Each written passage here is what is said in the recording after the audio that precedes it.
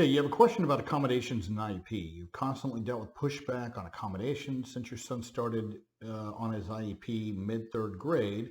Lack of individualized accommodations have caused your autistic son mental health issues he never had, to the point he has so much anxiety around not being supported in classes he leaves because his anxiety goes up.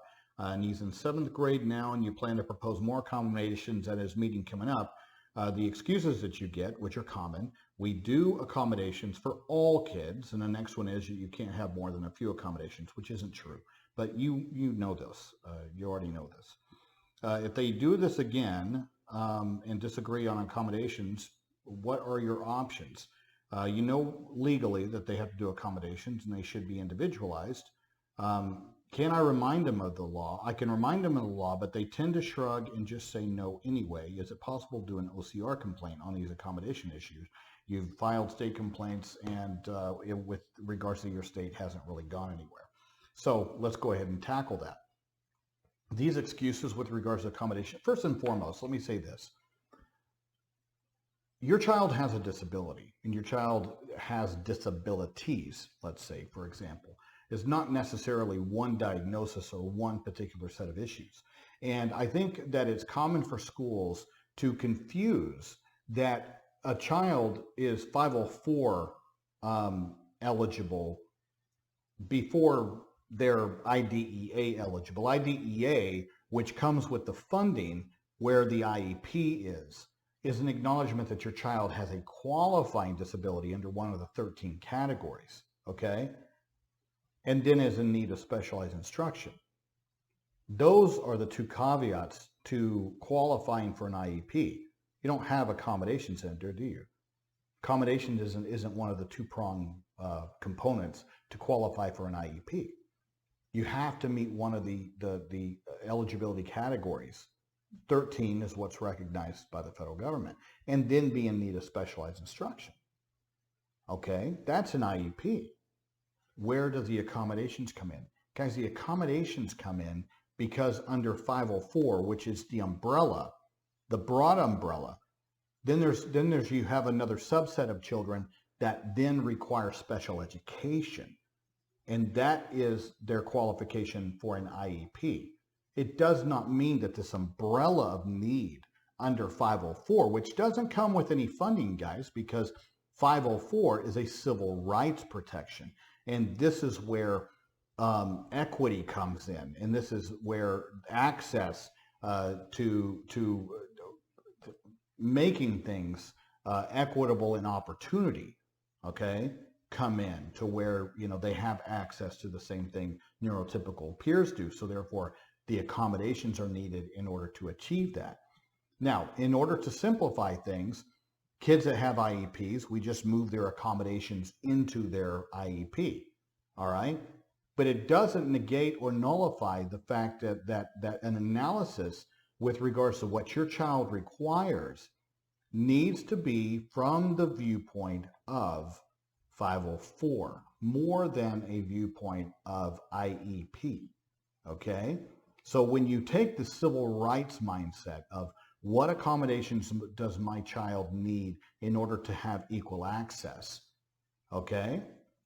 And some of these accommodations are absolutely inseparable from the IEP goals in order for your child, in order to make progress.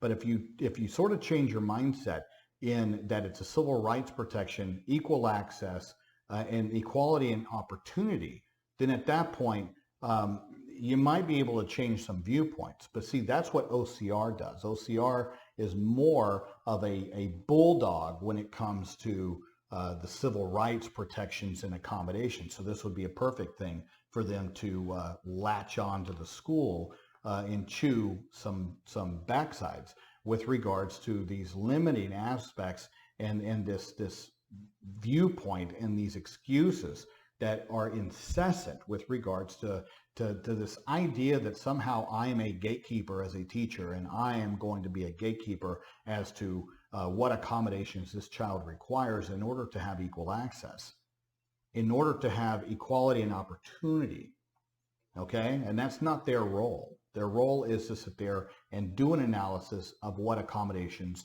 are required by the child, and then incorporating those into the IEP. You don't have to have a separate plan, but it doesn't mean that you can't have a separate analysis. And that is, what accommodations or what about the disability is impacting major life functions for your child, and then impacting that equality or access or equality of opportunity. And then you can sit there and tier those, but there is no limitation. There is no somehow, you're allowed 5 accommodations. That's ridiculous. And the fact that they say, well, we give accommodations to all students. Well, all students don't have an individualized education plan.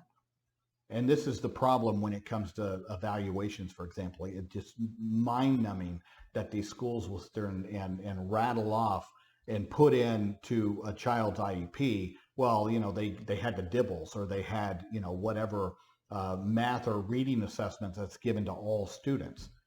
Well, my child isn't all students. My child has an individualized education plan, which means that they have individualized needs attached to their disability.